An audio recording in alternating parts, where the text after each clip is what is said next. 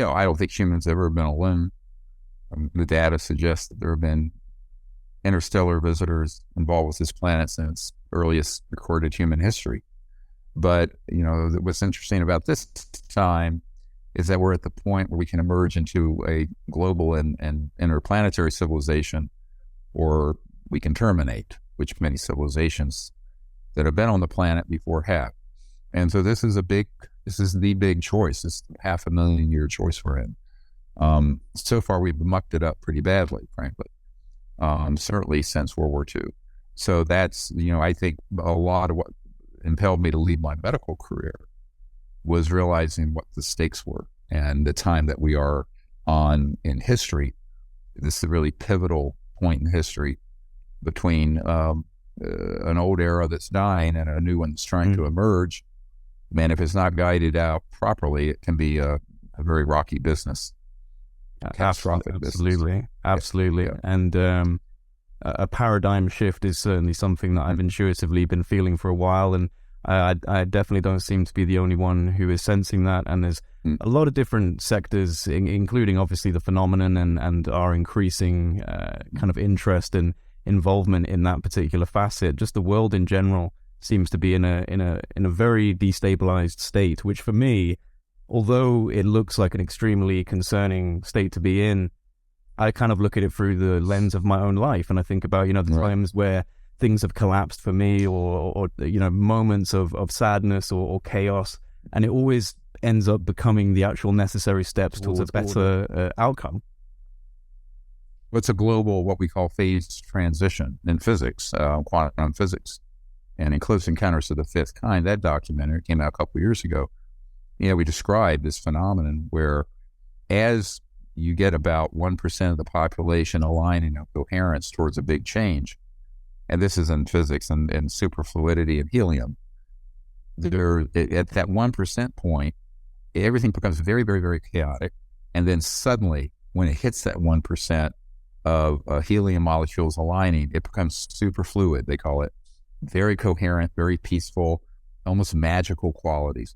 So I think on a macro social scale, that's sort of what human civilization is going through. Now, the risk is, during that chaos, because humans have free will, we're not just a mechanical quantum physics system, and we have weapons that are very destructive, and the means to destroy the planet environmentally.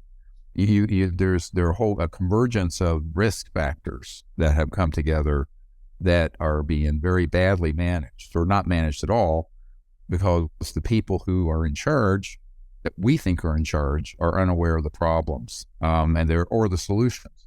This is why right now we're working on this documentary called The Lost Century. So if people go to thelostcenturyfilm.com, you'll see we're crowdfunding another documentary film. Should come out this spring, we hope, like Unacknowledged and Close Encounters of the Fifth Kind. But this is really going to be focusing on the environment, the new energy technologies, the propulsion systems, and the 100 years plus. I say the lost century conservatively. In reality, it's more like 120, 30, 40 years of advancements in electromagnetic sciences and post-quantum and trans-dimensional physics, as it's called, that have been suppressed, covered up.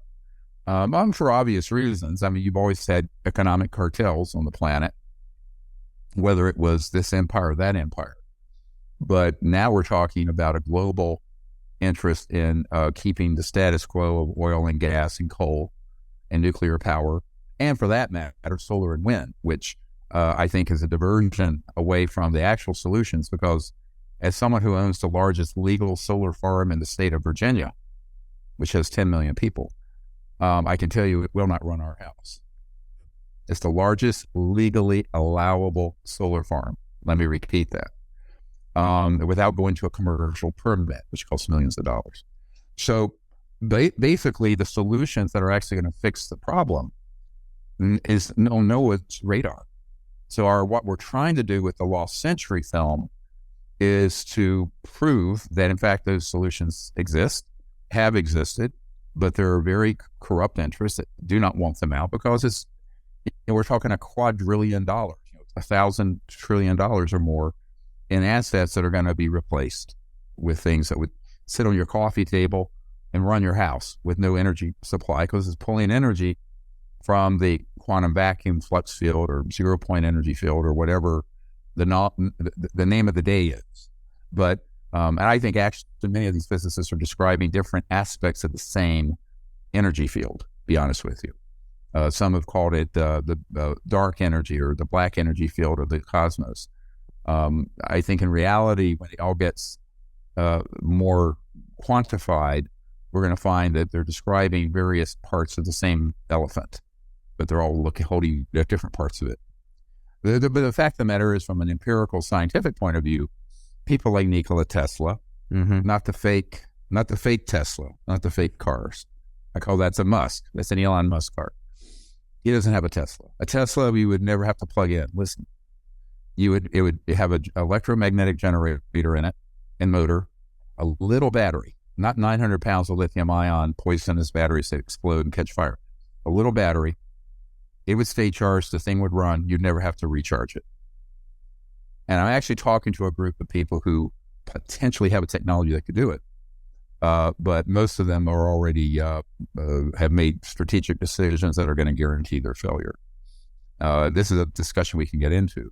Why do we keep making the same mistakes? Please. Why do people... If you want to get into that now, let's get into it. Well, it's human hubris. And the old saying, pride goeth before a fall. So what happens is people who are, let's say, they're a genius in physics and electromagnetic engineering, or they've stumbled across a phenomenon. The problem is they also think that they're a genius strategically and in terms of what you're up against. Because most people think, oh, Jesus, I built a better mousetrap. Now the world's going to beat a path to my door. And the truth is, Murder Incorporated is going to beat a path to your door. You step on the wrong landmine, you're dead. And the best case scenario is that your technology gets bought out and put on a black shelf.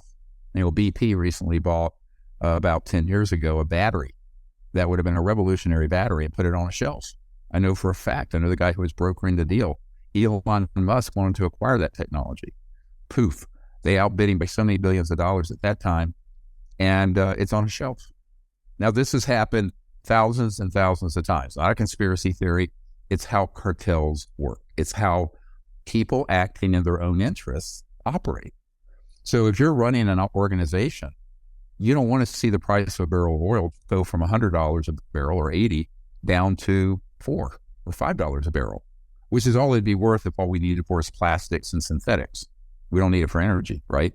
So you're talking about an entire collapse of trillions of dollars, not only in infrastructure, public utilities, trillions, hundreds of trillions. Don't need them. Surface roads. We have anti-gravity developed 50s. Those were perfected in 1954. So, but the people who invent these systems, they're looking at it only from, they have these blinders on where they say, I've got something that's great. All I need to do is raise enough money and I can get it out to the public. No, you're not, because you don't understand your adversary. You don't understand who's going to be in there every step of the way. They're going to know what you're doing in real time. Encryption isn't going to help you. None of these sort of things that people think are tactical security are going to help you. I mean, this is one of the things I'm mentoring the U.S. government on right now, the part of the government trying to get into the UAP, UFO issue. It's that the group that you're concerned about, these clandestine deep black operations, they have technologies that are reverse engineered from interstellar craft that are thousands of years ahead of you. So you're not going to be able to keep anything secret from that organization. And it is a corrupt organization. So you have to look at it as what it is. It's basically the world's largest criminal syndicate, but it involves, hundreds of trillions of dollars. In the U.S. alone, we estimate $8.5 to $10 trillion have gone into those projects unsupervised by the Congress or the president. Now, that doesn't count your country. Right, of course, because, the UK is as part of the Five Eyes and, a long-standing partner of the US. I would imagine that we're very much involved. I mean, we've got, some cases that are well-known, like Rendlesham, for example. And, it's pretty clear that we're being very quiet. I mean, the Ministry of Defense hasn't given any sort of statements about some of the progression that we've seen in terms of congressional and legislative action on this subject. So we're being very quiet. I think we're sitting back and watching the Americans and making a decision about whether we're going to dip our toe into the water publicly on this subject. But I think what you spoke to there, and is something obviously I know you've highlighted pretty much from the get-go, is that this is likely, if not definitely, beyond the reservation of standard government oversight and congressional oversight, and it's not necessarily an aspect of the government in the way that people would think. Even in the special access program domain, this is maybe completely beyond the restrictions and oversight in special access programs.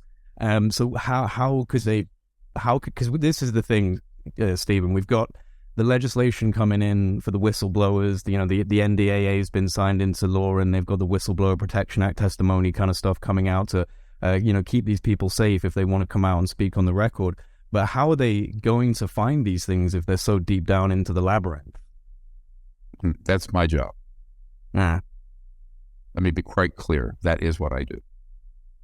So that bill, which I've been involved with, the identification and the transfer of whistleblowers from the assets I have to those people, not the people at AARO, the AARO. I'm talking to people who are actually behind and who manage the black budget that are being denied access to these projects.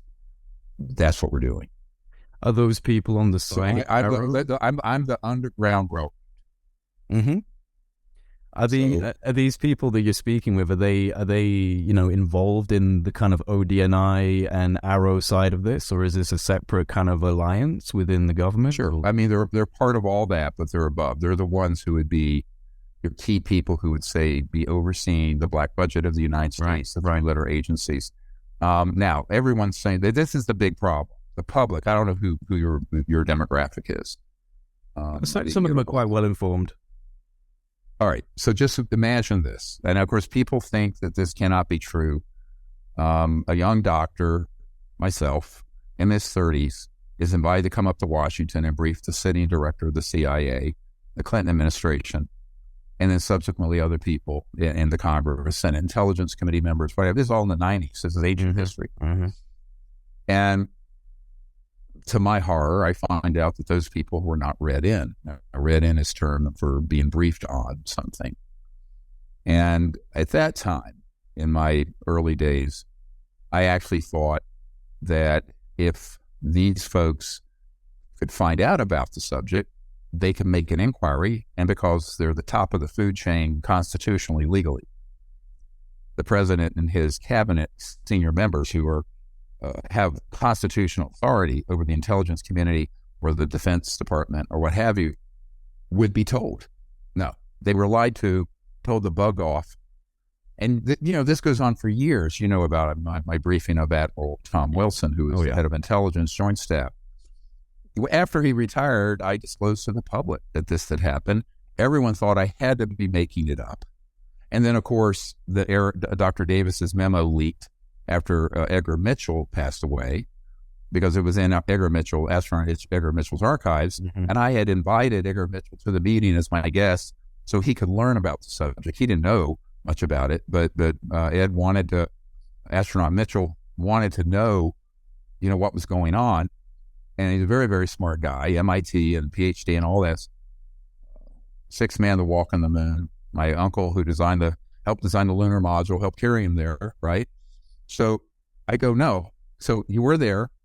And then just like all the other senior people in the U.S. government and in your country that I briefed, including your Ministry of Defense head, years ago, Admiral Lord Hill Norton, that I spent quite a bit of time with. All these people that everyone, if you just met on the street, you said they would know everything that is classified black, deep black, anything, because God is in his heaven and all's right with the world. Well, that's what I thought in my naivete in the early 90s. By 93, I was disabused of that fantasy and delusion. And then it's down the rabbit hole since then. So the reality is, people need to understand, is that there are two governments. There's an unconstitutional, unsanctioned, global superstate that runs these projects. It's not just US or UK. And it does not respond to constitutional authority, period. Secondly, the people who are in those positions in the US, UK, Five Eyes, other countries, if they know about this issue, it's because they were recruited earlier and moved up through the ranks. And they're still going to keep it secret from their colleagues at that level of government, whether it's a senator, a member of the House of Lords, a member of Parliament, a cabinet member, person in XYZ president's administration. Doesn't matter. Left, right, center, doesn't matter. So you have to understand the architecture of the secrecy. And then you have to understand what their assets are and what their agenda is.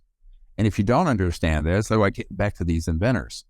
If you're a bloke who's a brilliant engineer and a physicist working in a garage or a lab or wherever, Lawrence Livermore even, and you come across this phenomenon of how to create a very high voltage signal that taps this zero point energy field, and you get way more power out than in, which is what over unity means. You're more out than in. It's not violating the laws of thermodynamics, because what's not being calculated is that almost infinite energy field, quote unquote, Nikola Tesla's words, not mine, that you're tapping into. So there's no conflict with the laws of physics if you understand physics, but you have to understand the part of the calculation that's being left out of the equations, which Maxwell, the Maxwell equations were changed to leave that out, by the way, in the late 1800s. So this goes back 120, 30, 40 years, where this has all been trying to be kept silent. Now, maybe in that era, it was the Gilded Age of Rockefellers and what have you. Now, it's their predecessors and the people who are in the, let's call it the catbird seat of the global macroeconomic system. So you have to really understand this is about global power and technology and science and finance. It's not about ETs. It's not about that. But the problem is, and one of the things that, if you saw my presentation, that's kind of the backbone of this new documentary, which, by the way, we need people to help contribute to it. Everything we do is without a corporate sponsor. It's independent. It's at thelostcenturyfilm.com. In my presentation in California 2 months ago, in October, end of October, I basically said, look, these technologies have been around for over 100 years, and the reason they're not out is because there are very powerful forces that do not want it out.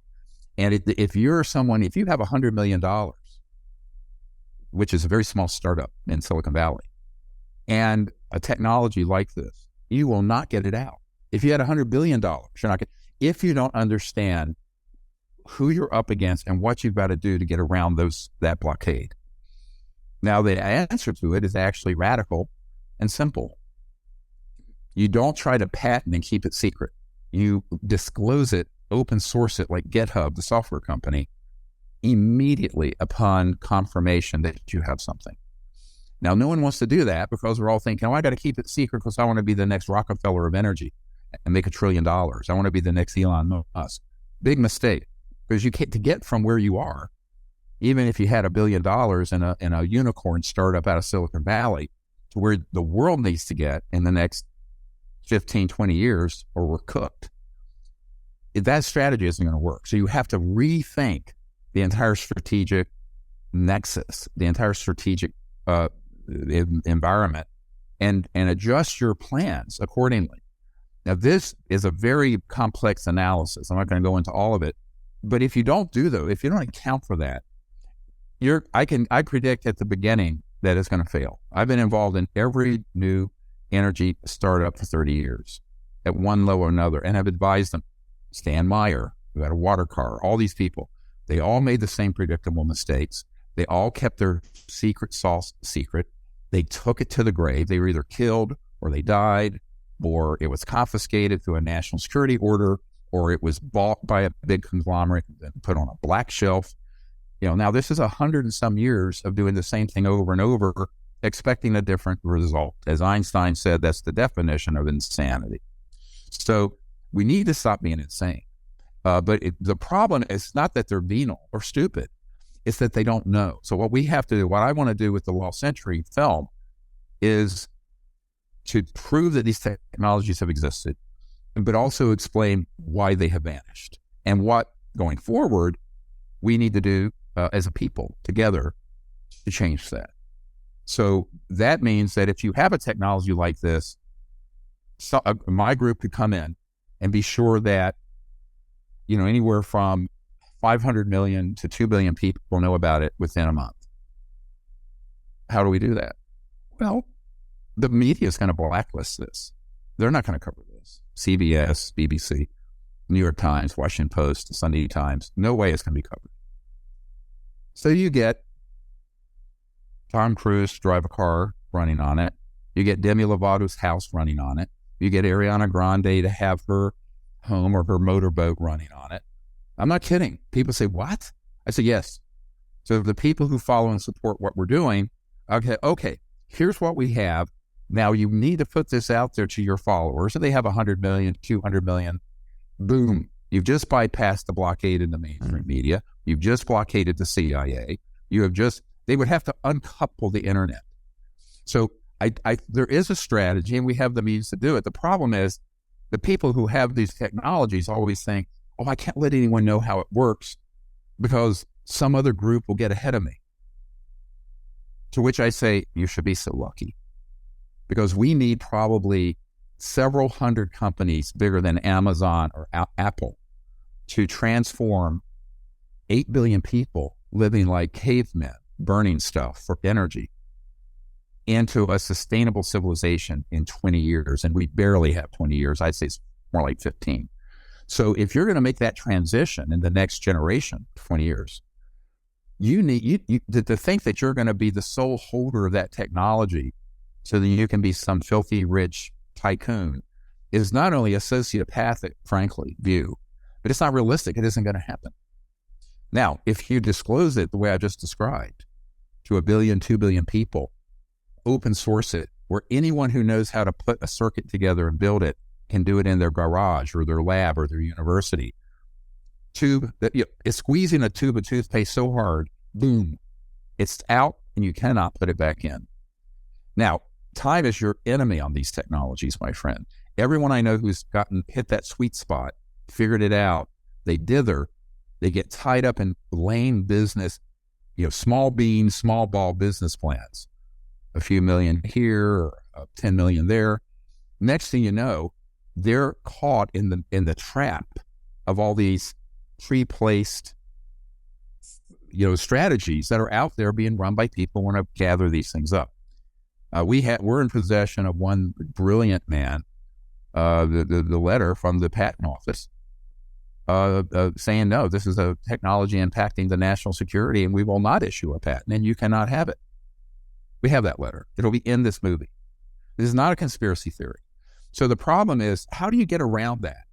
Well, the worst thing you should do is listen to a conventional technologist, business person, a lawyer, or anyone else who would take a new version of an iPhone or a new version of a software program for Oracle or Microsoft and listen to anything they would tell you, because they have no idea what the strategic landscape is that you're stepping into. They don't know, and the inventors don't know. And that is the crux of the problem. It's a deficit of information because if this was so easy, to be honest with you, this would have happened in the 1920s. Nikola Tesla had these things. Well, it didn't happen in the 1920s. It's not happening in the 2020s if we keep following the same strategy. Now, luckily, with the internet, with a huge amount of celebrities interested in the UFO issue, the new energy issue, the environmental issue, there is a strategy now. There's a door that's opened in the last 5 to 10 years. It did not exist 10 years ago, where something like this could be disclosed massively and it would be known. But you cannot disclose one part of it. No one cares about a dog and pony show where you have something running on a desk. The internet's filled with these videos. They're useless. Most of them are frauds anyway, frankly. I'm a big skeptic about 99% of them. But the ones that are real, you're not going to prove anything to a scientist or to the general public unless somebody else builds it, reproduces it, tests it. That's the sine qua non of science. The litmus test of science is that it's reproducible, right? So if it's not reproducible, who's going to believe you? no one's going to believe me or you. They wouldn't believe Albert Einstein if he hadn't put his, and other people could replicate the effect or the theory or what have you. So you're going to have to get sane about how science moves forward, technology moves forward, and the bigger the claim, this is the one thing I agree with Carl Sagan on, extraordinary claims require extraordinary evidence. So you've got to put the evidence out there for other people who are physicists and engineers and scientists and academics to reproduce and prove. Otherwise, they're just going to think it's a myth and a fraud and a trick. And rightly so, to be honest with you, because anything that claims that you're taking energy out of the vast infinite energy field of the 0 point or quantum vacuum, but you wanted to keep how you're doing it secret, this is foolishness. Now, what I tell people, phase 1 would be this massive disclosure of it, open source it, no secrets, no holdbacks. Now, phase 2, then that same group who understands the technology can then create specific items, because once it is established as a science, and once it's established in the public as legitimate, and there are very famous people running their house or car on it, then you can go to, okay, a normal business plan. So that's phase 2. You see, what everyone's doing, they're putting the cart before the horse, because they're leaving out this key strategic step. And that's what we're trying to educate the general public on, but also the inventor community, the scientific community, who's routinely stumble across this phenomenon. Because one of the things to remember, in the 1800s, the real heyday of electromagnetism and experimentation was between the mid-1800s and early 1900s. That's when all the big breakthroughs happened. Electricity, this, that, telegraph, telecommunications, the telephone, what have you. And people routinely stumbled across this effect. They didn't know what it was. It's quantified now. Professor Casimir approved, and it was accepted and published in physics journals in the 40s and 50s about the 0 point. Now, what has not been proven is that you can access it on a reliable basis to run your house or car or your boat or whatever it is. That's happened, but the people, I have a friend who's a venture capitalist. He says there's a direct relationship to how important the invention is and how crazy the inventor gets. So when it's something that important, the inventors and then the money people around them just go bonkers. They just go completely off the rails. And they're thinking not with their head, they're thinking with the head somewhere south. With the animal spirits, it's called on Wall Street. So, if you're really going to get this done, you're going to have to stay disciplined and intelligent. Now, on the government end of it, they don't know this exists. The members of the Senate and House and what have you, and the president. Their science people around them don't know it exists. There's not like there's some vast cover-up. Because if you don't know, you don't know. Yeah, and also why scientific dogma, academic dogma, they've come through the channels of academia and they don't believe it. They think it's pseudoscience, Sure. Yeah, and the conventional wisdom is that. And frankly, until there are systems that can be widely disseminated, as I said, as a platform, as sort of a proof of principle that proves it, that anyone can reproduce and prove, the skepticism is frankly warranted. This is when I started the Disclosure Project in the 90s. It was called Project Starlight because it was not secret, but it was a confidential operation where I was trying to read in people in the administration and in your country and at the United Nations, hoping that I could go on with my life as a trauma doctor, an emergency doctor, not deal with this crap, excuse my language, and go have a normal life. But nobody wanted to do it, frankly. So here we are in 2023, 30 years later. But I think that, and from my perch, where I sit, is that you have people like when all this stuff came out about the Tic Tac and the UFO, off the coast of San Diego.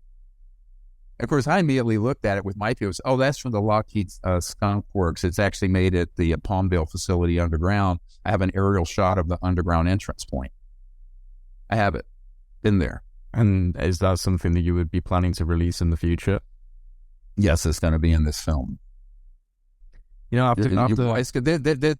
shit, I mean, this film is going to have part of the 119 cases that we have of these objects being downed and reverse engineered. And some of them are man-made ones. And we're going to have the schematics. We're going to have all that in. Now, of course, it's a 2-hour feature film. So it's not like, now what we're creating is a compendium. And I can announce this now.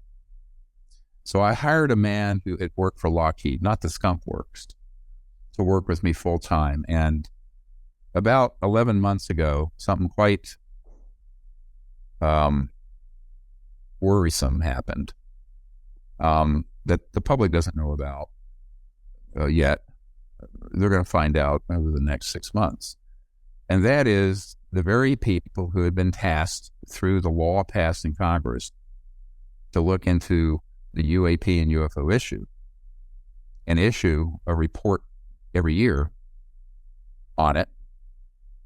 The top people who are the most classified folks in that world had been taken out to facilities where they were shown a basically antique jet aircraft and were being gaslit, deceived. Now, luckily, these guys were smart enough to know they were being deceived. So here's the problem. If you and your colleagues and the people, the bosses you answer to in the constitutional government of the United States you find out you're being absolutely gaslit and deceived.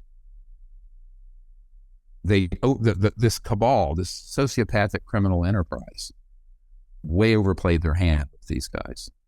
So after they were being misdirected by Elizondo and Chris Mellon and all these people for 3 or 4 years, finally these guys called me up and said, we need to meet. So I go in with a presidential level briefing dossier with the project code names and their location and where the facilities are and which are the contractors, which aerospace companies, which are the subcontractors, where is the gate, the northwest gate into the Nevada test range north of Nellis Air Force Base, up above Area 51 and 52. And I just brought all this stuff into a secure facility and said, here, now how much of this do you want? We want everything. I said, well, you'll get everything. So now what we're doing right now, and we need people's help, is we are assembling that entire intelligence archive, but also actionable information going back from the 40s to right now, things going on right now. And it's being put into a massive hard drive system, which we are handing off, including the names of key whistleblowers, who the contractors are, where the offices are, where are the SCIFs and the deep underground military bases. So this is all being in excruciating, mind-numbing detail in the process of being handed off. I started that process in February. It's continuing and picking up speed now. That is how these guys have gotten on the inside. Now, they're not going to, if you go knock on the door of some big corporate or a deep black program and say, pretty please, will you let us come in because we're TS, top secret, special compartmented information, a special access project cleared, blah, blah, blah. They're going to say, go away. They're not going to give you anything. They will not give you the time of day. Now, most people listening say that cannot be true in a civilized society where the rule of law is supposed to prevail. I said, but it is true. And that's the problem. So if you're the chairs of the Senate Armed Services or in Senate Intelligence Committee or the equivalent in your country in the UK, and you make an inquiry, or you're the president, they're going to tell you either nothing or they're going to tell you what they want you to know. So this is where an independent outside entity, such as our group, has to be a check and balance. The media is not being a check and balance right now and haven't been for decades. So that's why we need help. Now, the good news is is that since we got this bill signed into law right before Christmas, that protects whistleblowers and people with non-disclosure agreements. Like this one man I'm working with currently signed an 80-year non-disclosure agreement. Of course, he was in his 50s when he signed it. But he had baseline access across 18 of these unacknowledged special access projects, dealing with UFOs, the technologies, the ET craft. So I'm ushering him in. So what everyone needs to do who's listening, if you are someone in America or even in another country who have been firsthand involved with these, contact me at SiriusDisclosure.com, SIRIUS Disclosure.com. It will be handled confidentially.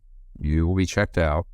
And if you're willing, you can be confidentially walked into where you need to go to give your testimony. There's a mechanism now that's only a week or two old to do it. That's why we're going to be making an announcement in the next week or so, a big and global announcement about this. But I already have 1,100 names of many of these people I've worked with. Now, some I met with in the 90s have probably passed away now. But we're going to transfer all that data to these, I call them the white hats in these covert and the classified world, they're just the best guys. And they're victims. They're scared to death. They have been on the run since I opened these doors to them. They have been targeted. We got put on the watch group list, which is the kill list. Doesn't deter me at all. I've been threatened like that since 92 and 93. But I think that this progress is something like I haven't seen in 30 years. Not because of what you're reading in Politico or on CNN, but this other, what's really going on. So there's the dog and pony show you're going to hear about through Eric. And then there's what's actually going on. Yeah, I'd like to kind of circle back on this because, I try and remain relatively neutral. I do have my opinion. Oh, nobody's certain things that happen. No, but what I mean is that I try and take in like the different opinions, the different movements, the things that are happening right now. And Chris Mellon, for example, someone that I've spoken back and forth with quite a lot, and I've actually spoken with John Warner as well. And I know you had an interview with John Warner. I actually interviewed him a while back as well. Chris really doesn't strike me as someone who's being disingenuous. I feel that he is actually trying to push within the boundaries that he's allowed to in a kind of bureaucratic sense. And he recently put out an article basically validating the Wilson document, saying that Eric was the author, and has, kind of pushed for this idea that, hey, look, we're dealing with an extraterrestrial situation here in so many words. So would you mind just kind of giving me your opinion on why you feel someone like Chris is maybe not being as genuine as I feel he might be? I think that if you have the kind of access he has, and I know that John Warner IV, who was Senator John Warner's son, and by the way, Paul Mellon's grandson, the guy who helped start the CIA and all this started, and he feels this way. You have a moral obligation to not play games with something like this. So you don't go and sit with senators and say, gee, maybe this is from China, or we don't know what this is. When you do know what it is, if you know what it is, all that kind of gaslighting and perseverating and dissembling and half-truths and mealy-mouth, no. I mean, we're 75 years into a cover-up that has cost the world its future and is now an existential threat to the human future. This is not the time for playing those games. So I know I can be very brusque. I'm an emergency doctor, and if you've got a bleed in your brain and you're going to die in 30 minutes, I'm not going to tell you got a migraine and go home and take 2 aspirin. So, which would kill you, by the way, because it's a blood thinner. So you have to, I just think this is not the time for those games. I can understand. Now, so here's my conclusion. I don't know him personally. I do know that if you say things that are demonstrably not true, such as, we don't know what these are, we don't know where they come from, we don't know that the U.S.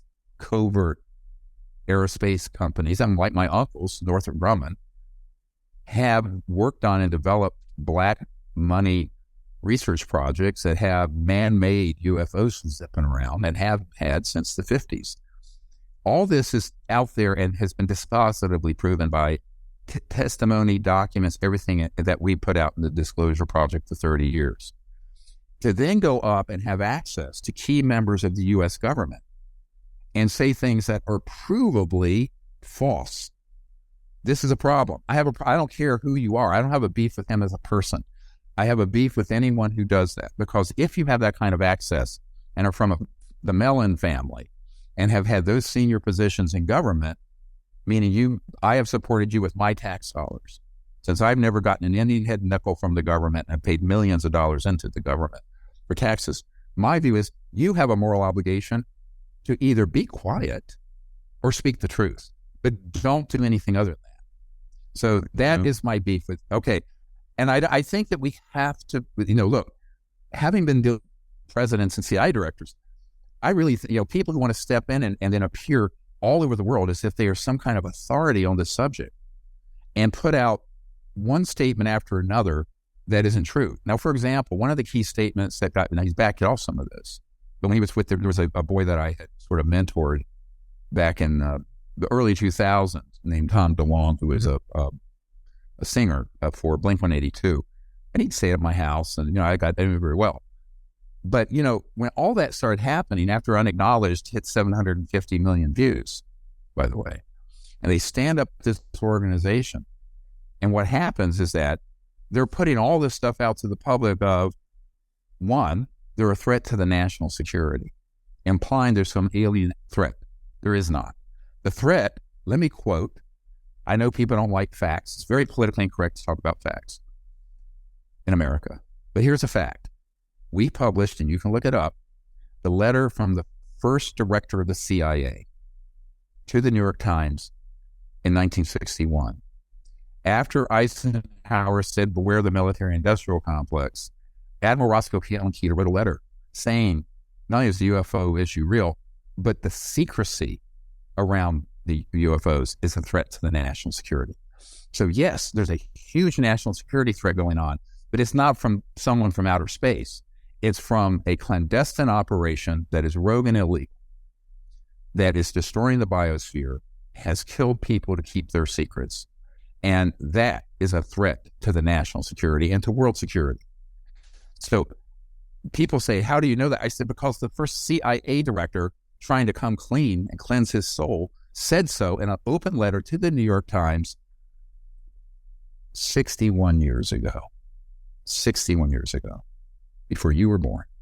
So again, this isn't my opinion. This is a fact from a man who was there. Remember, the CIA was formed as a response to the Roswell event. And it was the Air Force broke off from the Army Air Force. Those were all things that happened in the wake of what happened in the 40s with these ET craft. So the history of this is quite clear in my sense. And there are people who have warned us of the threat, but the threat isn't coming from Alpha Centauri or another galaxy. It's coming from inside, which is where the worst threats always come from. Good news, the senior people in the U.S. government now understand what I just told you. They know it, and it's been proven to them. They've been victims of it, and there's no more, they're not going to be deluded by this anymore. Well, it's good to hear that, because, I don't think we can say with confidence that, all intelligence in the universe that reaches interstellar and beyond would be benevolent, but I don't like the tone of militarism and defending against the outsiders. This does feel dangerous, and it feels like an oversimplification of what's likely a very complex issue. Yes, but let's take the position you just took. It's sort of agnostic. If you have technologies that are 10 to the 6th to 10 to the 9th years, 100,000 to 100 million or more years at more advanced than what you and I are using right now, and you were malevolent, it's point set match. Part of the problem is all the science fiction and all the UFO, subculture stuff, civilizations that would have that level of technology, if they were malevolent or had any bad intention towards this earth and our species, it'd be over and it'd be over in 3 nanoseconds. Because one of the problems is people, we're talking about technologies that were extant in the late 1800s up through the mid 20th century, including anti-gravity. Now, when you start talking about space-time transferring through space-time beyond the speed of light, transdimensional physics, and you have that ability for entire spacecraft people, space centers to go from point A to B, you have that as a reliable, reproducible technology for millennia. Look, the state of human civilization would be like slicking off a flea. So I tell people, it's great to have those fantasies because everyone loves to have someone to hate, and humans love to be divided into warring camps. It's our original sin, in my opinion. It's where racism, homophobia, all that stuff comes from. Someone wants to feel better than someone else. So you have to have, it is not politically correct to be blatantly a racist anymore. Well, in some quarters it may be, but it's okay to be an interstellar racist and say, oh, there's this species out here. I don't see any evidence for it, but even if there was, what are you going to do about it? And this is this was one of the conversations at the end with Admiral Wilson.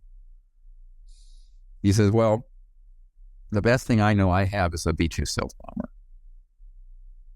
And I have found out there's a secret group that have things that can do circles around it.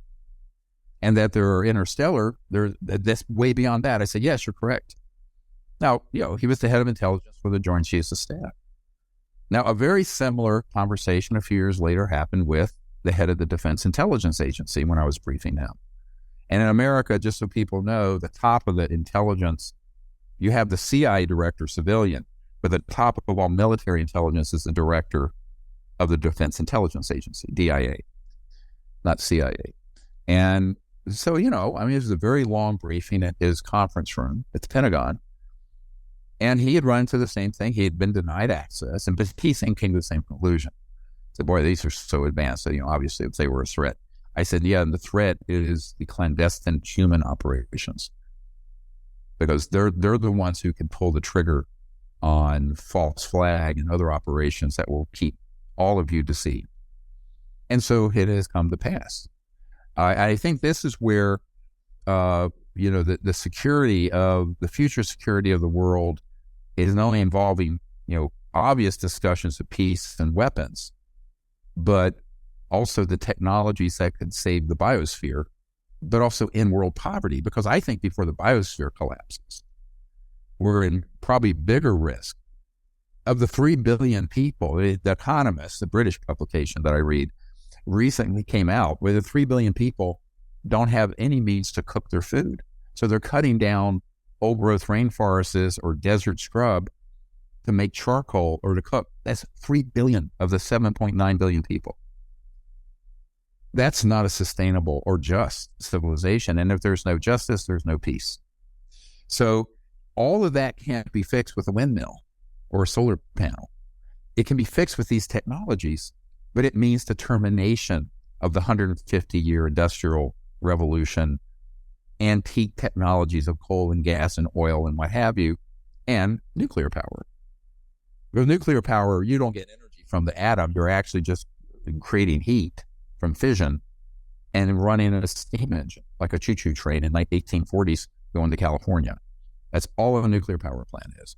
Except you have the added bonus, while there's no carbon, you have 1 million years worth of radioactive waste that causes cancer and kills life. So, and how do we warrant 1 million years worth of deadly toxic material when our civilization is only a few thousand years old? So I think that, these solutions have to be, this is why the lost century to me is sort of like the next step in, we have these investigations going on in Congress. We have millions of people doing CE5 peaceful contact to show a nice face of humanity to the cosmos instead of just some warmongering twit. But the technologies are still in this box. And there are brilliant civilian, not covert programs, scientists who keep discovering this phenomenon, but they keep making the same mistakes. What we want to do is provide a sort of a guide pathway of okay, you come across some of these technologies, now what? And the now what, the answer to that needs to be informed from the 30 years of research and experience collectively our team has with why everyone has made these same reproducible errors. So my hope and my prayer is that this film, when it comes out later this year, we hope in May. I'm not going to promise that, but Hollywood being what it is. But if it is out by May, we're also planning later in May, early June, to have another National Press Club event. And at that point, I hope to reveal this entire intelligence archive, a sanitized version of it that has sensitive people's names out, or their DD-214s, with that we have, which of course has their social security numbers and all that. I have vast files like this, over 1,000 people, whistleblowers. But the rest of it, except that sensitive personal information that when I tell people I'll keep your information confidential, I do. I'm a doctor, so we're accustomed to doing this every single day. But the rest of it, we want to make available to the public and to the media. Anybody know a good website developer who can handle 8 terabytes of data? That's what we're talking about, 8 terabytes. It's big. Yeah, you've brought it up a couple of times, so I'd like to kind of just quickly highlight it. Recently I flew to Florida and I met Oak Shannon, the former special projects manager for Los Alamos National Labs, and one of the names that was mentioned in the Admiral Wilson documents. Very kind person, both him and his wife Linda, and he told me on the record during an interview we did recently that Admiral Wilson, did call him up to ask about Eric Davis. Oak Shannon confirmed that he vouched for Eric Davis to Admiral Wilson. Everything about Oak Shannon in those documents has since been confirmed by Oak Shannon on our interview, and the documents themselves, as you know, have been inserted into the congressional record.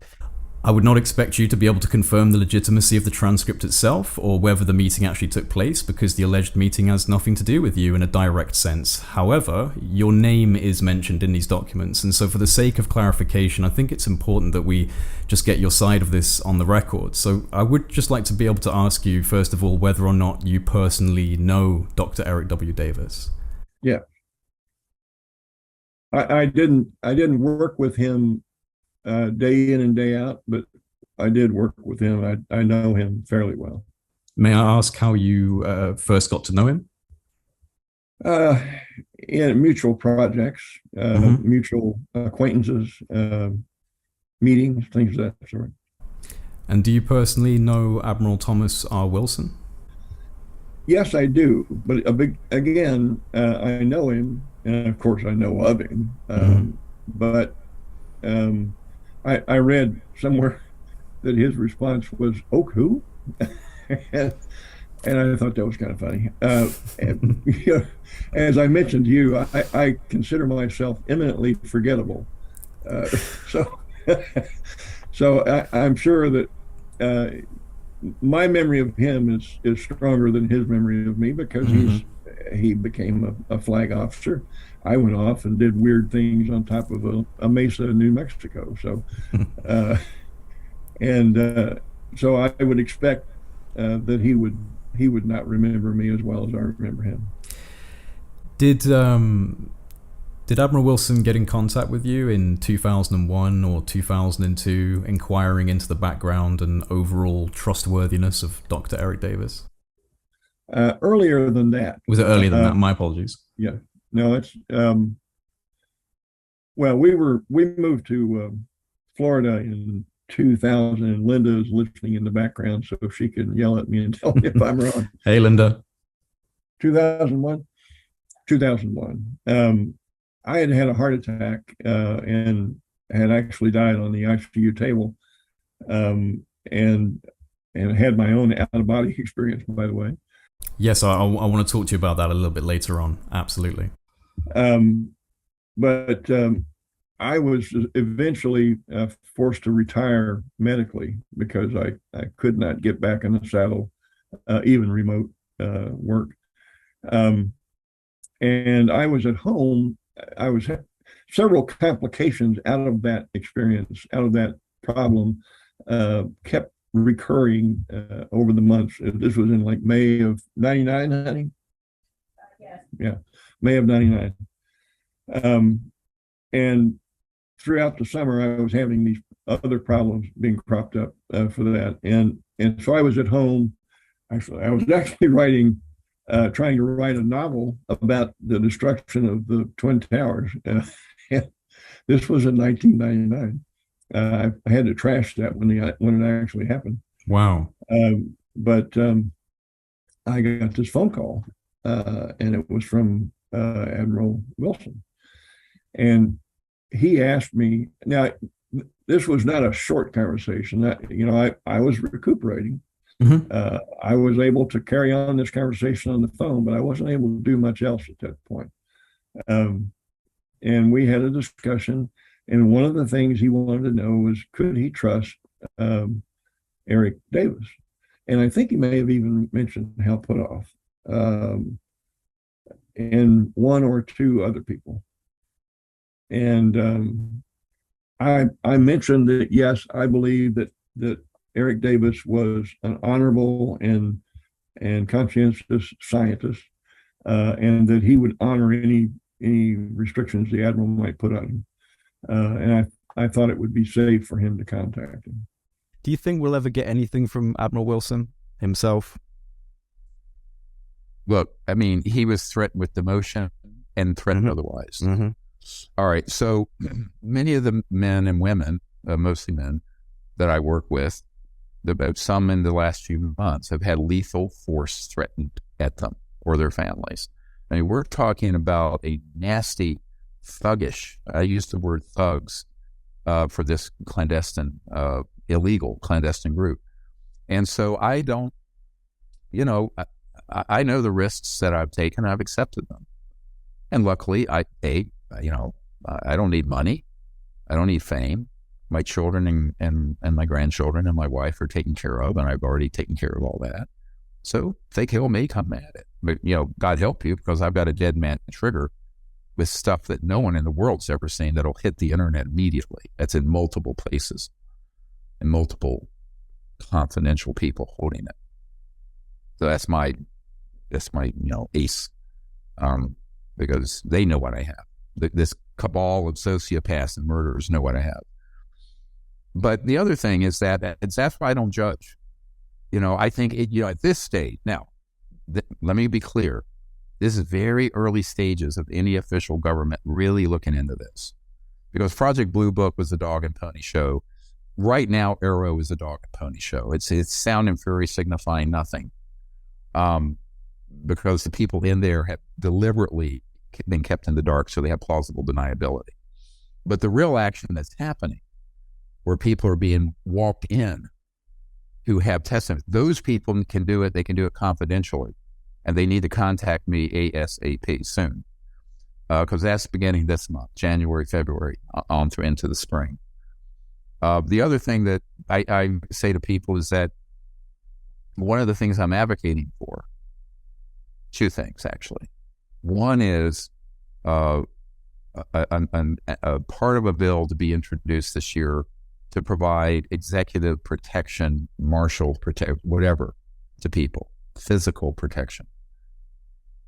And that would be official and provided.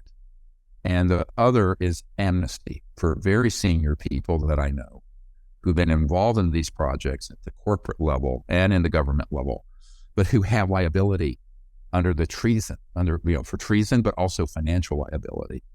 There's one executive that had reached out to us, who's major executive, major company, hundreds of millions of dollars he made from these operations. And he's elderly. He doesn't want to lose that for his family.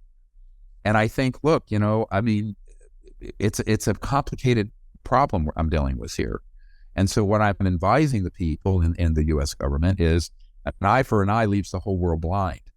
We need to get some of these people at the very senior level to come forward. But if you do a scorched earth approach, we're just going to try you for treason, or we're going to seize your assets under RICO, racketeering influence corrupt organization laws. But then, they could hit the button and blow the whole system. They got that amount of power. So let's be smart about this. So I'm going to recommend the first installment, in my view, is what just got signed 2 weeks ago. And that is the whistleblower protection. And, I was working very closely with the main people who wrote that. Is there anything you can say on that? Because I've like, with respect, there will be some people that would challenge that claim. Is there anything that you could give us just in terms of specifics, just to bolster that? Well, I mean, they can look up, the people in the Congress, and the president signed it. I know, but I mean, in terms of, you've been directly communicating with Senator Marco Rubio, Kirsten Gillibrand, people like that. I don't talk about people I'm working with. I talk about what we're doing. But the reason that this has gotten this far in the last year is that the assets I've given to their investigators and the key people, not Arrow, has allowed them to get in the system. They're on the inside now. So now there are a few dozen people who are currently operative in these programs coming forward, and we want it to be a lot more. So that's what we're working on. There are people who have been recently retired. Some are currently involved. But if they're still living and they have actionable intelligence and information or documents, and they're firsthand, we don't care about a rumor of a rumor of a rumor. That's not going to go anywhere. Then they need to contact me. Because if they go through channels, they're probably going to be diverted into a dog and pony show. Because remember, that's how things operate. You have counterintelligence operatives embedded at every level of this, everywhere. But there are some very good people who are seriously making progress. And I think it's wonderful news for the UFO community and the disclosure community. I founded the whole disclosure movement back in the late 90s and early 2000s, but I've never seen anything like this in 30 years. And so I'm very, very optimistic or hopeful. I'm very hopeful.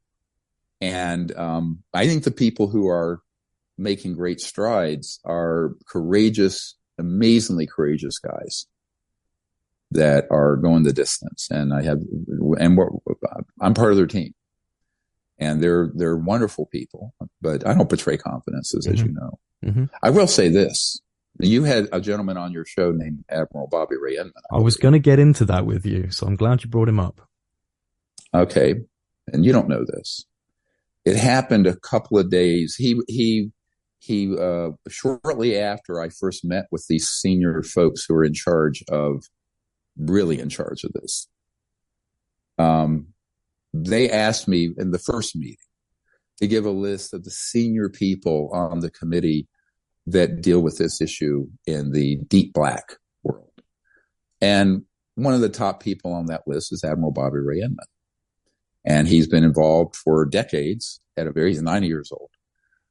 Interestingly, he then went out of his way to appear and denied, oh no. And now this conversation was happening in a secure SCIF, a secure communication information facility, where I was providing all this information, documents, assets, facilities list, the corporate list, the names, the project code numbers, all that we have acquired over the last couple of decades.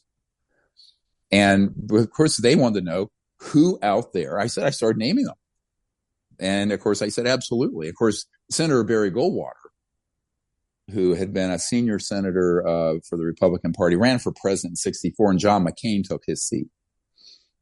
And back in the 90s, I was at Senator Goldwater's house, and I'm sitting in his living room, and this issue comes up. Of course, I was there because he wanted to know about the UFO issue, because he had been inquiring about it for decades. And he told me the story of General Curtis LeMay, whose nickname was Bomb Back to the Stone Age LeMay, because he wanted to use nuclear weapons in Vietnam, as you remember. Well, you weren't alive then, but I was a child at that time. But I remember the 1964 election. I was like 9 years old. And that was a real issue. That's how President Johnson won, because they were showing these pictures of mushroom clouds coming up all over the world, because we tripped our way into World War III. But Barry Goldwater lost that election, but he stayed lifetime interest in the UFO issue, because he had heard, he was a general in the Air Force Reserves. He had been a World War II guy. And so I'm sitting in his living room, and this issue, we get deeper and deeper into it. And finally, he tells me the story how General LeMay said to him, And I thought he was joking. He said, I turned to Curtis LeMay and General LeMay, I want to get into the Blue Room at Wright-Patterson Air Force Base, where he had heard there were extraterrestrial material and stuff. And there is. I know we have a lot of people who've been in there. I've been at Wright-Pat, meeting with the senior people there. And and he said, Curtis LeMay turned to him and said, excuse my language, but this is how Senator Goldwater spoke. God damn it, Barry, I can't even get into that area. And if you ever ask me about this again, I will personally see you are court-martialed out of the Air Force Reserves. And I said, oh, he had to be joking. He said, and Senator Goldwater goes, oh, no, he was serious as a heart attack. So I go, well, look, I said, that doesn't surprise me after what I've gone through with, the CIA director and all these other people being blocked. And you were a senior senator, the most senior in the sense of head of the Republican Party, which is usually the pro-military wing of the political parties in the United States. So he said, well, how can I help you? I said, well, I really need to get to some of the senior people in this organization. And so I started naming people. He didn't know this one. He didn't know that one. Finally, I said, Admiral Bobby Ray Inman. He said, oh, Bobby Ray, we've been friends for years. I said, well, he's only like MJ-12 number 2 or whatever. I mean, and he says, really? He says, well, I'll give him a call for you. He got back to me after that and said, and his daughter called me also and said, Dr. Greer, we can't make any more inquiries like that. And the fear of God was put into Senator Goldwater. And he was not someone you intimidated easily. He was an old lion from way back. And I went, I understand. I never ask anyone. This is why I don't put any pressure on Admiral Wilson. Anyone who gets rocked back where they think they and their families' lives are at risk, and they're not willing to still push through. Now, I push through. I've been threatened for decades. And it's there's the door. Don't let it hit you in the ass as you leave. I mean, that's kind of my personality. Hey, emergency doctors, you got gangbangers coming in with Tech 10s in your face and semi-automatic. This is America, right? So it's like we're not dancing around in penny loafers like, some lawyer somewhere. So, oops, sorry I said that. But the point I'm making is Barry Goldwater was no, shrinking violet. But he was like, whatever, I don't know exactly what was said when he tried to get Admiral Inman to cooperate with what we were doing, but it put the fear of God in him and his family, by the way. Yeah. This I know for a fact. I don't make up stuff that I don't have firsthand knowledge of. And one of the things I get frustrated with the UFO grist mill, it's like when all that information came out about Admiral Wilson, I'm going, I disclosed that information 20 years ago. What, this is news? See, the thing is, when people actually are doing what we're doing and you tell the truth, people can't believe it's true. But it is true. Every word I've told you is true. And people go, oh, that can't be true. And I could give a rat's ass what people think. All I care about is the truth. And I will share the truth. People ask me a question, I'm going to tell them the truth. Now, that it disturbs people because most people are going to talk half truths, partial truths, this, that. The only where I draw the line is disclosing the names of the people who need to be kept confidential that we're actively involved with. And so that's why this big archive is intelligence data that we have. It'll be taken out because I'm not going to betray a confidence.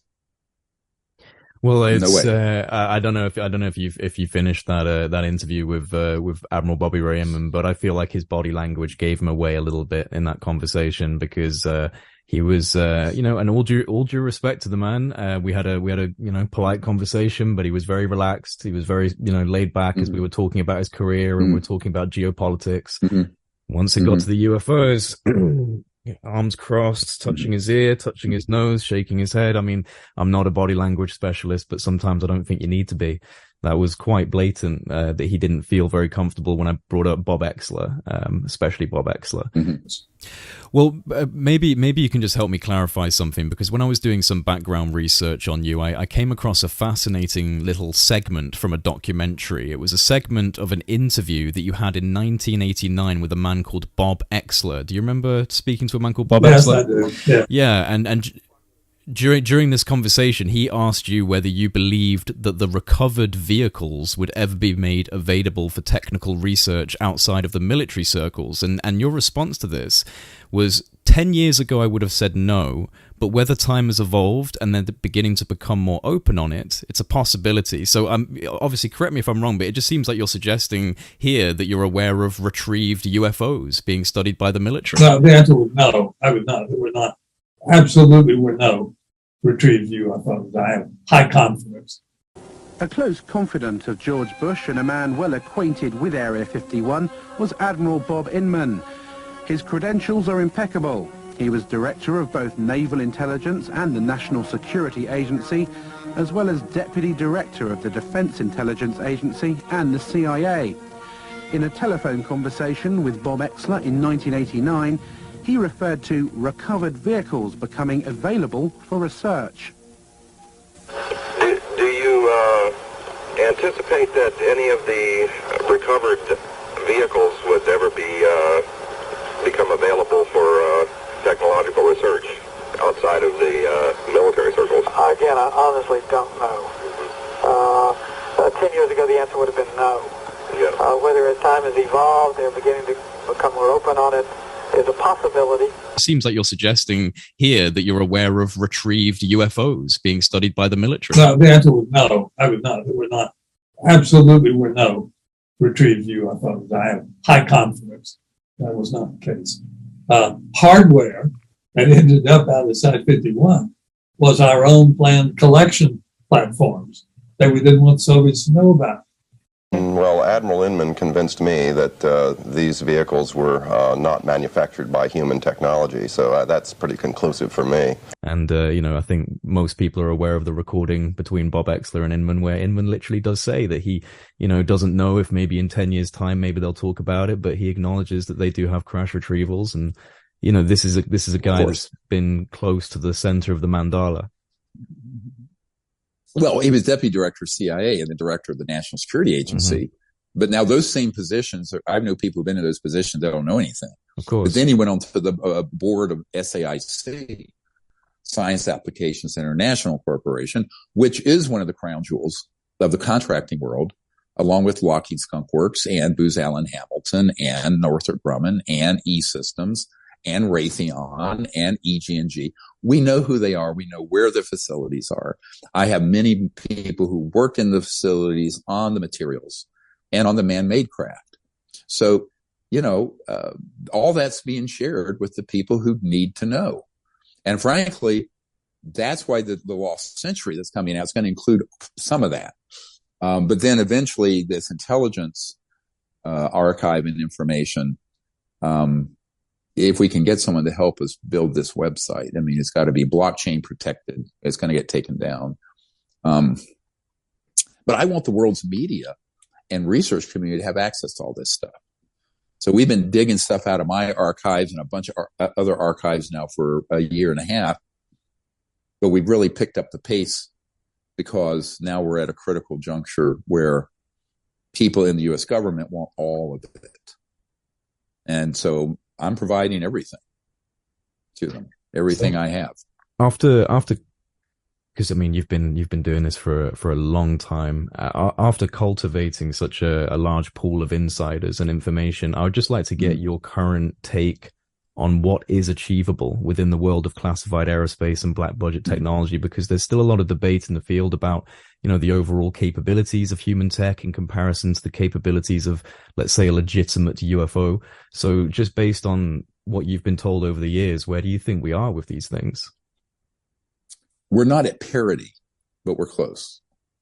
Now, that's why when Ben Rich, who was head of Lockheed Skunk Works, and I have a new contact for him who actually worked with him, had his private cell number. He was an early U-2 spy plane pilot, then worked for the Skunk Works, worked with him, worked in Area 51, 52. I just met with him in Washington, and he's one of the gentlemen I'm going to walk through into the arms of these folks. Now that this law's passed, he's been watching my work for 20 some years, was waiting for an official pathway.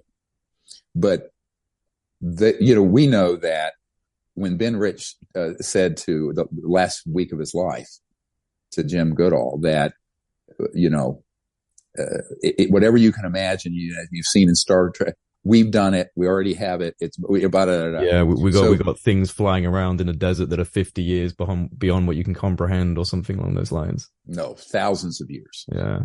So so it's not at the level of Interstellar, but it's way advanced. And now, in terms of communications and surveillance, that is at the level of transdimensional. So there's a distinction here between a passive and an active system. An active system is you have a craft here and you put it out, and you go out to Andromeda Galaxy, 2.5 million light years. That we don't have. But what we do have are the ability to influence or surveil that far out in real time, bypassing linear space-time and the speed of light. So it's like quantum like communication, quantum computing, and radio communication, using non-locality and entanglement and so-called longitudinal or scalar systems. I won't get into the physics of it all, but I've seen them and we know them. Problem with it, those technologies are in the hands of the worst people, and they can be turned into an act of war. You've heard of Havana syndrome, but they're much more advanced than Havana syndrome type technologies. And they can be used as both surveillance and this is why you go into a skiff and it's electronically sealed and everyone's cell phones are taken. Everything that's being said and done in that facility is known in real time by this group that have these very advanced technologies. And that's been a very hard thing for people in the U.S. government to get their minds around, because their SecOps, their security operations and protocols require them to do certain things, which of course I always comply with. But, encrypted this and that, but it's spitting in the face of a Category 5 hurricane. It has zero effect at preventing your adversary, in this case, to know everything you're doing in real time. Now remember, my military advisor, one of them who was at the meeting with Admiral Wilson, was read into a technology back in the 70s at White Oak Naval Facility outside D.C. up in Maryland. It's closed now. And it was basically a console, and it had been there for a while, since the 60s, where it could penetrate what's called the white noise of space-time and target any volume of space, outer space, underground, your, living room, and extract anything that was going on now or that's embedded in the fabric of space-time on a quantum level. What happened last year, 10 years ago, 1,000 years ago, 10 million years ago. And that was fully operational in the 70s.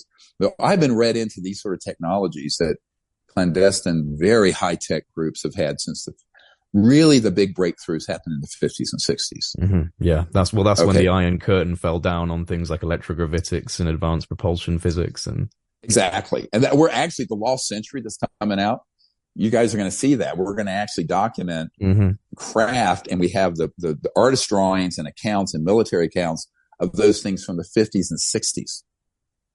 And remember, the ARV that Brad Sorensen saw at the 1988 air show. I have a transcript of people who were there saying that the components on the inside of that thing were Mercury era. Late 50s, early 60s. Now, this is in 88. So it was almost like a museum piece, but it had been around our solar system, zipping around, had burn mark. So this was an electrogravitic anti-grav. So now, what do I think about what needs to come out when?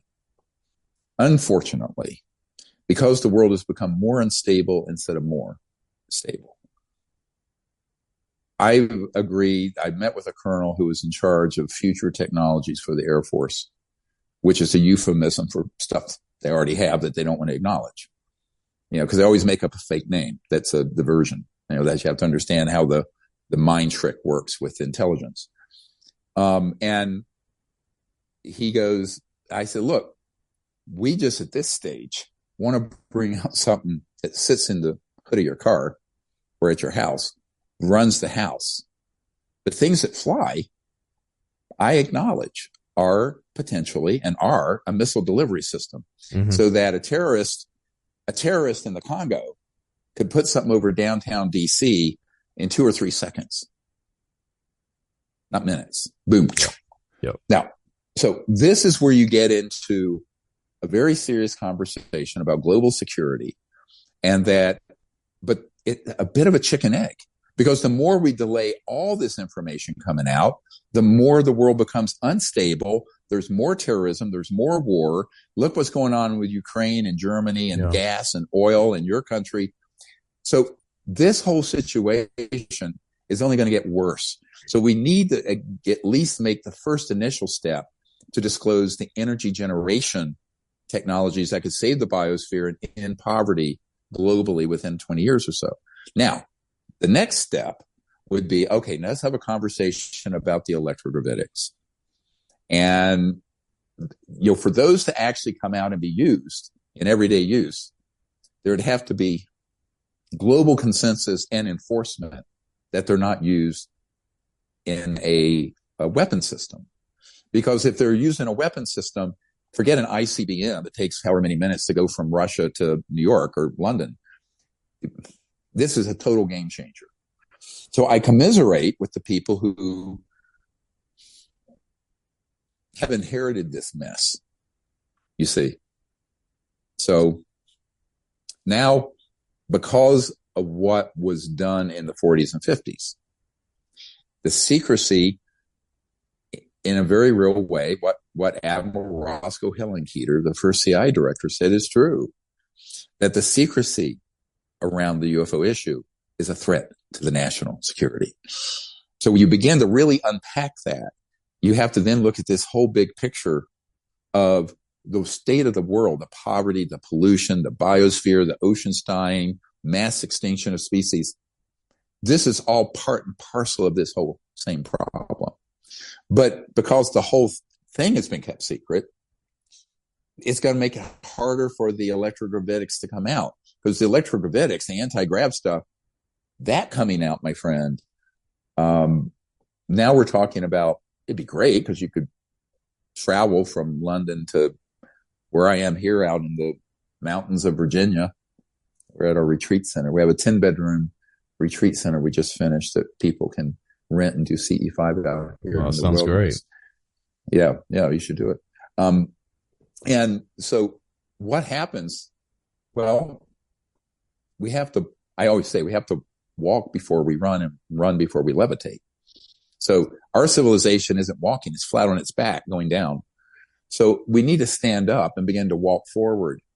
But I think there has to be some wise heads that prevail to look at how this is done, when it's done, what point, what comes out. Because if you bring out the whole thing in a world that is still at each other's throats, where you have psychopaths and sociopaths running many of the world's governments, we'll destroy each other. We'll destroy ourselves. Of course. And that's the genie that got out of the bottle with atomic and then nuclear weapons, right? Mm-hmm.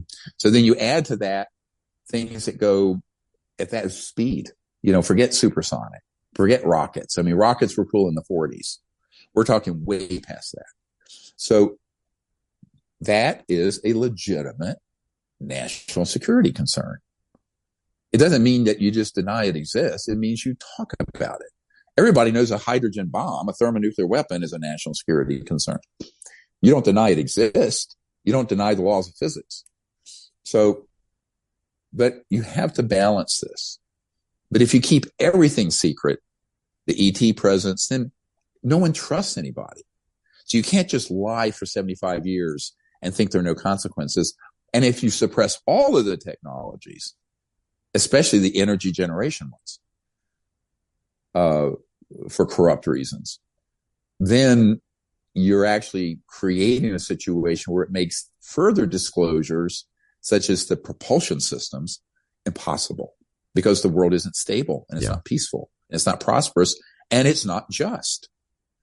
There's no way you can, Westerners are so narcissistic. We forget that half the world, 48% of the world, doesn't have plumbing. They don't have running water. All right. So we live in this luxury. Even the poorest people own welfare in the United States would be middle class or rich in many parts of the world. And so we forget that the world is a globe, and these civilizations from other star systems are watching this horror show, frankly. Everybody says, why don't they just land? I said, are you crazy? Take a look around. So we have to, and that's the other big initiative that we have to do is show a part of ourselves, a better, a higher nature and consciousness to the ETs, and say, look, not everyone on this planet is a sociopathic, megalomaniacal money whore, grubbing for money and destroying the biosphere. There are good people. Most humans are good people. And we need to show that face, because unfortunately, when I started this project in 1990, the whole thing was the Close Encounters of the Fifth Kind initiative. And so we have an app, CE5 Contact. Anyone can get it. It's an entire training program in there. And now there are millions of people doing it, because I think that at the same time we resolve these governmental and technological issues, we have to mind what is the guiding consciousness behind this. It has to be something philanthropic, altruistic, something bigger than ourselves.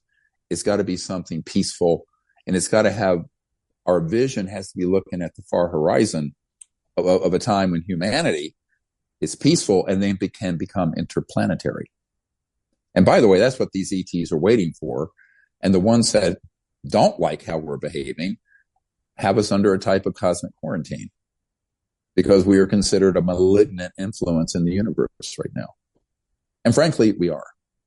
See, yeah, this is an aspect of the subject, although I suppose I wouldn't even really call it an aspect, because I think this is actually the keystone that is too often overlooked when attempting to understand not only the UFO phenomenon, but I suppose anomalous or so-called paranormal phenomenon in general, and that is human consciousness, the science or physics of consciousness, our inability to truly comprehend our own ability to comprehend. Yes. This is a mystery in of itself, but it also has distinct correlations with the existence of UFOs. So how do you view consciousness and the UFO subject in the wider quest to bring these issues into a clearer perspective?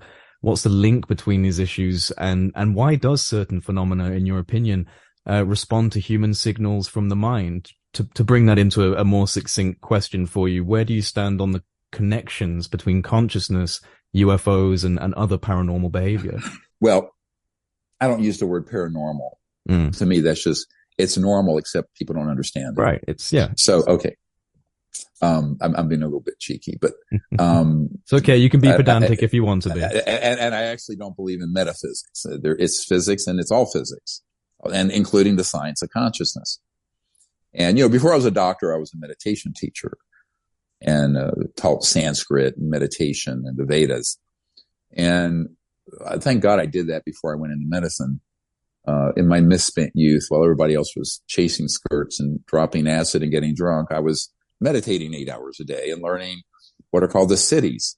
And you realize that there is a physics of science of consciousness where the mind can actually effect something to levitate, or to levitate the body, or to teleport, or to remote view a distant place. I learned all that when I was 18, 19, 20. And that, I believe, is the Rosetta Stone of understanding extraterrestrial.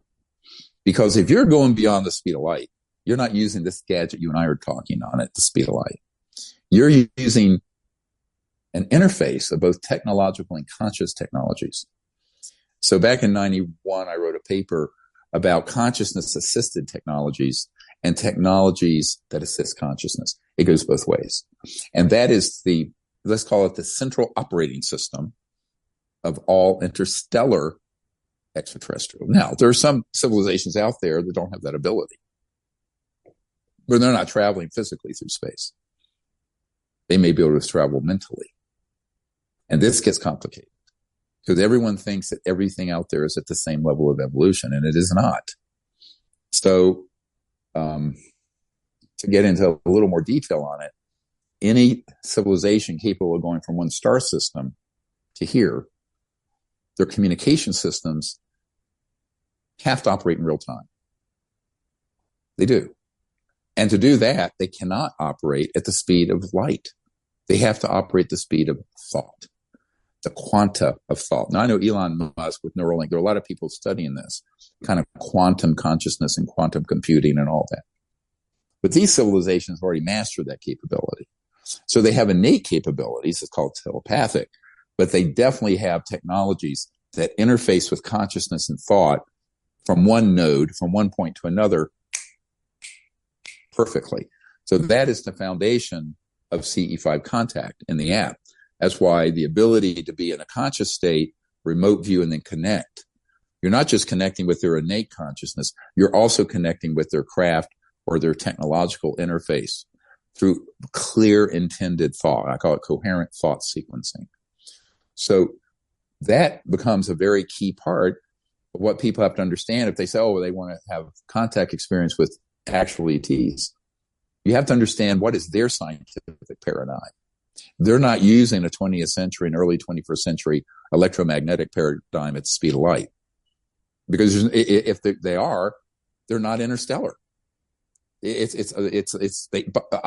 priori, if they're going from one star system to another, per force, they must be able to do things in real time across vast light years of distance.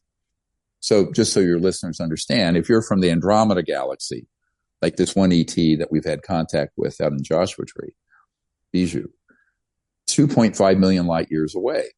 And that's distance. So that takes, at the speed of light, 186,000 miles a second. It would take 2.5 million years for this signal you and I are using to get there. And then for it to be answered, you say, hey, how you doing? For them to say, fine, how are you today? That takes another 2.5 million years, 5 million years round trip at the speed of light. So we know that that is not viable if you're talking about an interstellar civilization. Therefore, all interstellar civilizations are transdimensional. Now, this gets into what people call paranormal, because when you cross out of the linear cosmos and you cross through other dimensions, you're running into other dimensions that involve other phenomena, astral beings, ghosts, this, that, and the other thing. So there's a nexus where all this comes together. And that's why a lot of my teachings in the last few years have been about this cosmology. Because the cosmology we need to begin to understand that's both conscious and physics needs to begin to really be put into an applied system.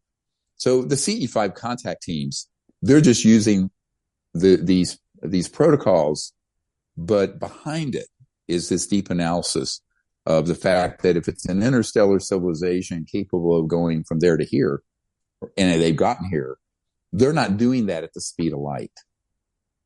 I mean, even 1% of the distance across the Milky Way, our own galaxy, it's 100,000 light years across, would be 1,000 light years. So something very close to us in our galaxy at the speed of light would take 1,000 years for a signal. And 1,000 is the time since the birth of Christ. Interestingly, this conversation, which I know sounds rather bizarre and arcane, is what came up at the meeting with the CI director. Not the CI director. His wife was the chief operating officer of the National Academy of Sciences, very prestigious scientific. And she immediately asked, how could they be communicating? And I said, well, honestly, I thought, well, do I tell her the truth and sound like a crank? Or do I make up something that's pseudoscientific, sort of like half truth, which is what you have happening, with all these guys going up on Capitol Hill that we talked about. I said, no. If she asked a question, I'm going to assume she's ready to hear the answer. So I told her what I've just told you, and that it's an interface between the conscious field, thought, and very advanced technologies. And she says, I thought it had to be something like that. I almost fell out of my chair. I was going, oh my God, she totally got it.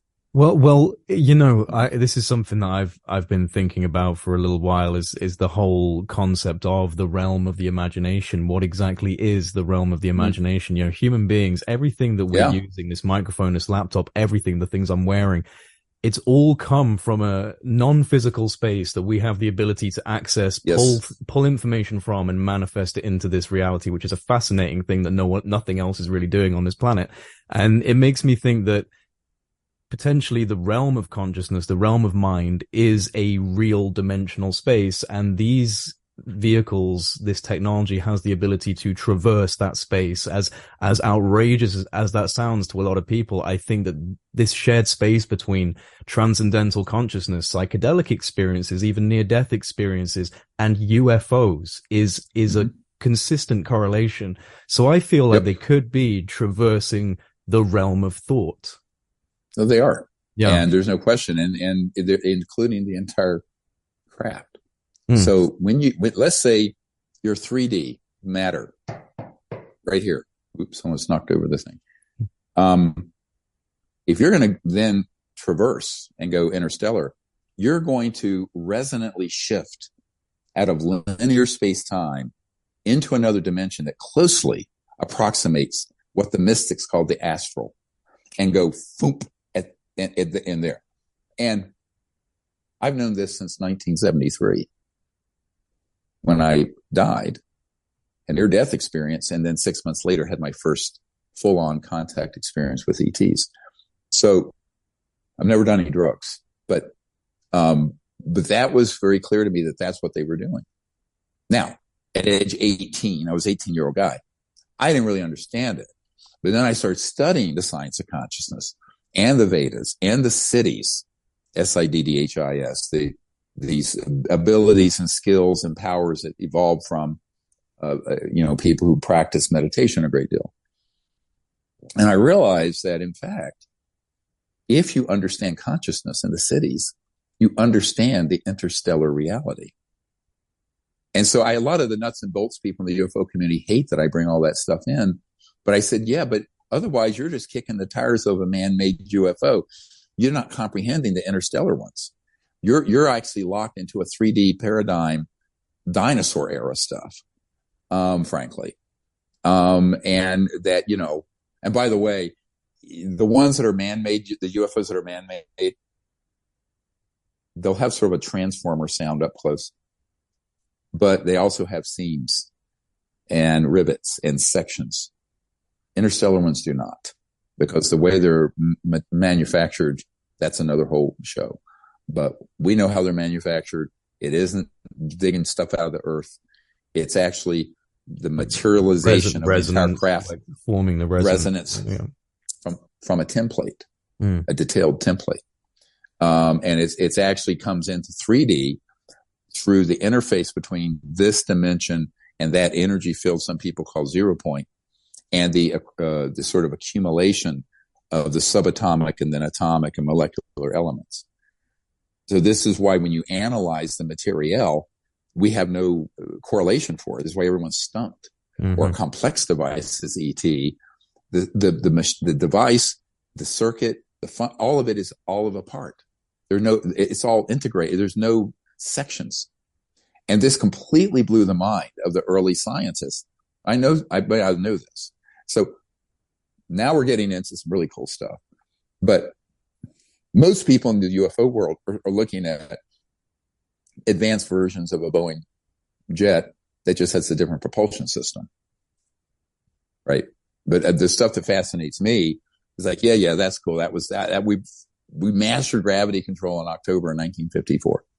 But I think that's why we have to look at this, but we have to take it stepwise. I mean, you're dealing with people in the scientific world or political world. They're still asking, gee, is that Tic Tac from China? So the honest truth of this is that we have to be compassionate enough to understand that people who are trying to find out about this don't know what you know. They're not at your level. They're at the level of first asking, what is this? But that's why we need to have people come forward who do know. Not just myself. I always tell people I'm a door for all these other top secret guys to come in. Because I have no official status. I've never been in a classified project. Ironically, I know more than most of the people in them because we're silo smashers. A silo is a compartmented operation. And I've sort of smashed hundreds and hundreds of silos. and had people in them give me information, documents, what have you. But now what we need to do is find more of those, the ones that are still living, and better yet, ones currently active, who will come in and provide truthful information, not gaslight them, not half-truths, truthful information to the key people in the U.S. government who sincerely are trying for once to find out the truth. So I hope anyone who is that person or knows someone like that can network us together. And they'll be handled very sensitively and confidentially. But we can bring them in. Absolutely. And we are. It's time. It is time. 75, 80 years on. Let's get on with it, right? Yeah, it is time. It is time. And I'm excited about the prospect of a potential, another national press conference event, because the 2001 press conference event was just a seminal moment. And obviously, anyone who's aware of the event would know that it was quickly overshadowed by the trauma of 9/11, which happened not long afterwards. And I imagine, if that hadn't have happened, it may have caused a larger shockwave around the world. You're planning to set up another conference of that kind of magnitude.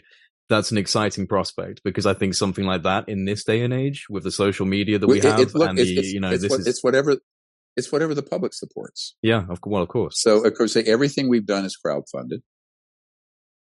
I don't get paid. I don't need it. So everything is crowdfunded. The film's crowdfunded. These events, the first national press event was crowdfunded. Donors. It's up to the public. We can do anything. What do people want to support? And the other part of it is, who wants to come forward now? It's another whole wave of these folks. Like your friend in Florida that you met with, he needs to get hold of me. Oh, I'm sure we could organize that. Well, make it happen. Yeah. So these people, look, it's like no one person. And this is the problem. Here's a big problem we haven't talked about. The nature of compartmentalized information, top secret, special compartmented information.